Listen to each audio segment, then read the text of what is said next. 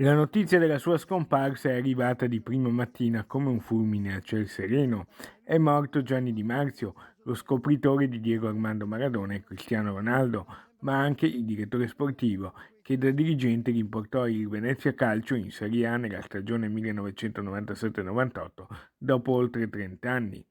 Al Venezia lavorò dal 1996 al 98, chiamato dal presidente Maurizio Zamparini, che poi non a caso lo volle anche al suo fianco, con i rosanero a Palermo. Dalla B alla A con il Venezia come direttore sportivo, ho vinto in Inghilterra con il Queen Park Rangers dalla Championship, dalla Serie B alla Premier League, e quindi ho preso 2 seminatori d'oro, sono soddisfatto e contento. E poi decisi, con questa esperienza alle spalle, di accettare l'offerta della Juventus per andare in giro per il mondo come responsabile del settore estero, dove alla Juventus stesso gli ho portato, tra virgolette, i vari Cristiano Ronaldo, lo stesso Messi, Fernandinho, Casimiro, Ibrahimovic, glielo feci prendere, anche se mi dicevano che non era compatibile con il Trezeguet, ma non era vero. Di Marzio, dopo aver girato le panchine ai club di mezza Italia, aveva scelto di stabilirsi in Veneto a Padova,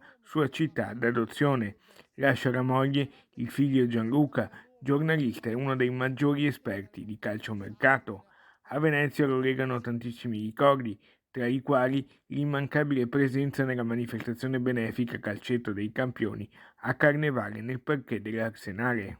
Ecco come scoprì Maradona. Lo voleva anche la Juve con Sivori, quindi lui preferiva darla a me, che era un calabrese, quindi aveva un certo, diciamo, legame, diciamo, affettivo nei miei confronti. Non si presentò alla partitina, dovevamo andarla a prendere in questa favelas a Villa Fiorito, un sobborgo di Buenos Aires, un sobborgo molto, ma molto malandato.